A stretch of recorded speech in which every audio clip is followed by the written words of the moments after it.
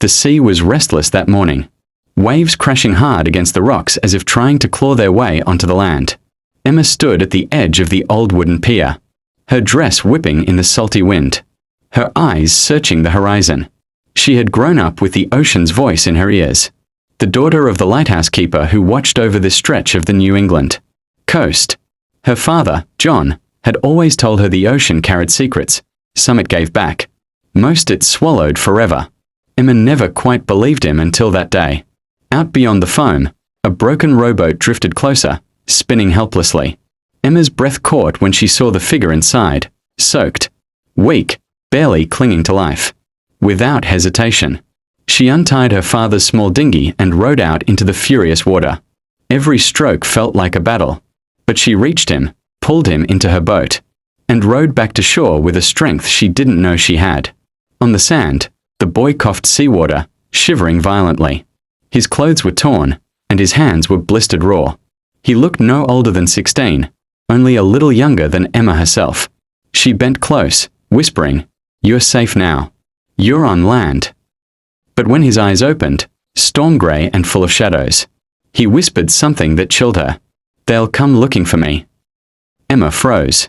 "Who?" she asked, but the boy only shook his head and passed out in her arms. From the lighthouse above, her father had seen everything.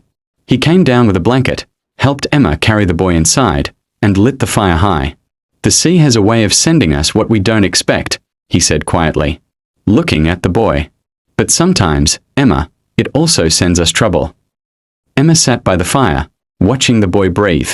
For some reason, she knew her life would never be the same after this day. The storm raged on outside, rattling the shutters of the lighthouse cottage, but inside the fire gave off a steady warmth. The boy, still pale, sat close to the hearth, his blanket pulled up to his chin. He glanced around the room like someone waking in a strange world, his eyes never resting for long. The girl, Clara, knelt beside him, setting down a wooden bowl filled with steaming broth. "Eat," she said gently. "It'll help." For a moment, the boy hesitated. Then hunger won. He ate slowly, as if each spoonful reminded him that he was still alive.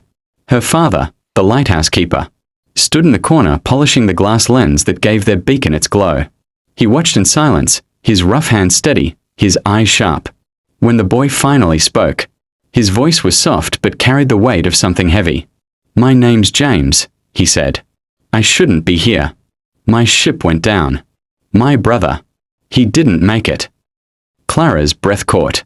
She knew loss. Her mother had died when she was small, but hearing. It spoken in that broken tone stirred something fierce in her. She placed a hand on James's arm, firm but kind. "You're safe now. The sea didn't take you. Maybe there's a reason for that." James looked at her, and in the flicker of firelight, she saw both sorrow and defiance. He was a stranger. Yes, but something in his eyes told her that his story was far from over, and that their fates were about to tangle in ways none of them could yet imagine. Outside, the waves pounded the cliffs, and the lighthouse's beam cut through the storm, steady as a heartbeat in the dark. The storm passed in the night, leaving the world washed clean and silver under a pale dawn. Clara rose early, the salty wind tangling her hair as she stepped outside to check the lantern. From the tower's height, the ocean stretched endless, restless even in calm. Somewhere out there, James had come from, dragged by the sea, spared by chance or fate. When she returned to the cottage, James was awake, sitting stiffly by the window. He looked stronger, but his eyes carried shadows far too old for his years. "My brother was the brave one," he said quietly as she placed bread on the table. "He wanted to see the world. I just followed. And now—" His words trailed off. Clara sat opposite him, her voice steady. "The sea takes, but sometimes it leaves behind what it means to save. Maybe you're meant to carry something forward." Her father entered then, setting down a bundle of rope and oilskin. His presence filled the room, steady as the stone walls themselves. He regarded James with a gaze that weighed and measured, then finally said, "If you're strong enough to sit, you're strong enough to help. The lamp doesn't keep itself burning." James nodded, grateful for the task. By afternoon, he followed Clara up the spiral steps of the lighthouse tower. Each turn of the staircase opened more of the view, endless water, cliffs carved by time, gulls crying in the wind. At the top, the great lens shone, its brass and glass gleaming like a jewel. Clara showed him how to polish it, how to tend the flame so that ships far out at sea could find their way home. For the first time since he washed ashore, James's hands had purpose. Standing there, side by side with the ocean stretching out before them, Clara felt a certainty she could not explain. This boy was no passing guest. The sea had delivered him into their lives for a reason. And the reason was only just beginning to unfold. Days turned into weeks, and James became part of the Lighthouse rhythm. He hauled wood, polished the great lens, and carried water up the endless spiral steps until his arms ached. Clara watched him change, his thin frame filling with strength, his silence giving way to quiet laughter that surprised even him. But there were nights when the sea still haunted him. She would hear him stir awake, the sound of his breath sharp, as if he had been pulled under again. Once, she found him outside in the moonlight, staring out at the waves. "My brother," he whispered when he realized she was there. I still hear him calling. I see his hand slipping away. His voice broke, and for a moment Clara saw the boy beneath the brave face he tried to wear. She stepped closer, her own voice soft. The ocean doesn't always give answers, but it gave you a second chance. Don't waste it chasing ghosts. The next morning, her father tested James in his own way. He handed him a pair of oilskins and said, "Storm coming. Lantern's yours tonight." James hesitated, fear flickering in his eyes. Clara placed her hand over his, steadying him. "You're not alone. We'll keep it burning together." That night the storm rolled in hard. Rain lashing against stone. Wind screaming like a chorus of lost souls. The great tower shuddered, and water crashed so high it seemed the sea meant to swallow them whole. James climbed the staircase, heart pounding, every gust threatening to drive him back down. But Clara was there, steady as a shadow beside him. Together, they reached the lantern and fed the flame, shielding it from the storm's rage.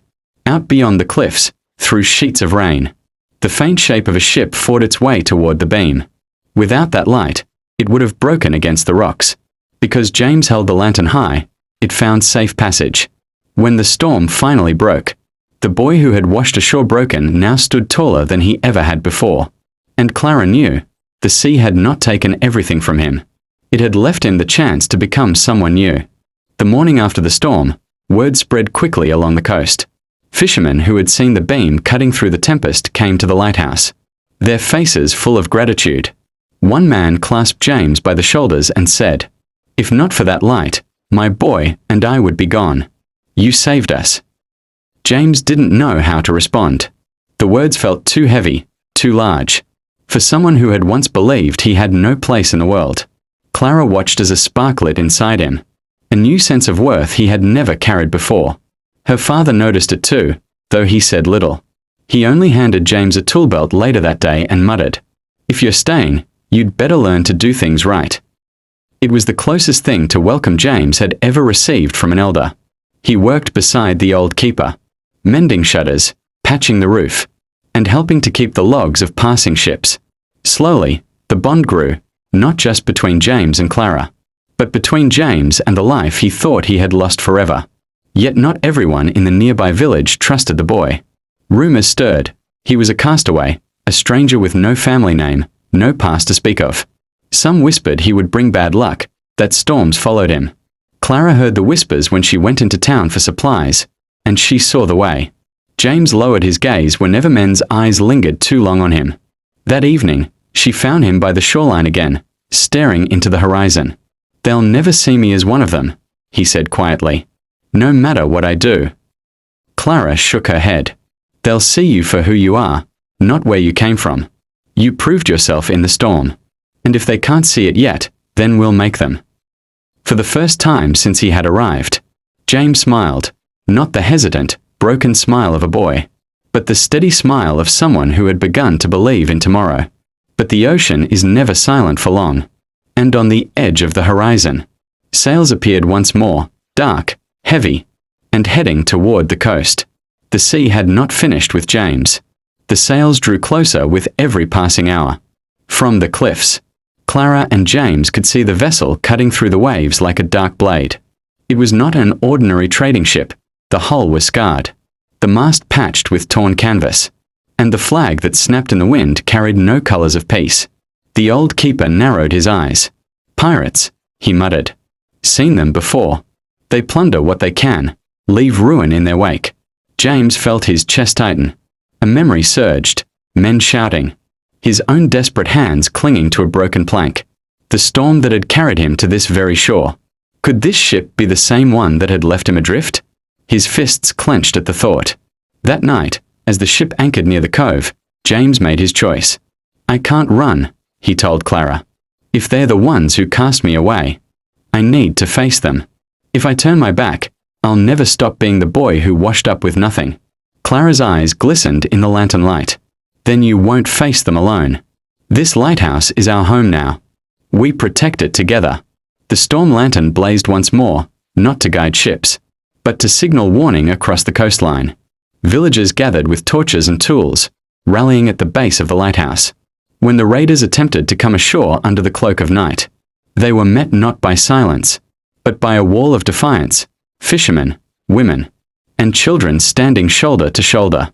James stood at the front, the beam of the lighthouse blazing above him like a crown of fire. For the first time, he did not feel like an orphan. He felt like he belonged. The raiders, caught off guard by the strength of the united village, retreated to their ship, their sails vanishing into the horizon. The coast was safe again. At dawn, as the sun rose golden over the sea, Clara walked with James to the edge of the cliff. "You came here with nothing," she said softly, "but you gave us more than we could ever repay. You gave us courage." James looked at her, the ocean wind in his hair, and for the first time, he saw the future not as something he had lost, but as something he was building, here, with these people, in this place. He was no longer just the boy who washed ashore. He was James, the boy who lit the dark, who found a family, and who became part of a story larger than himself. And as the lighthouse flame burned against the morning sky, James whispered to himself, "I am home." If you enjoyed this story, make sure to subscribe so you don't miss the next journey. Every story holds a lesson, and every ending is just the beginning of another light waiting to shine.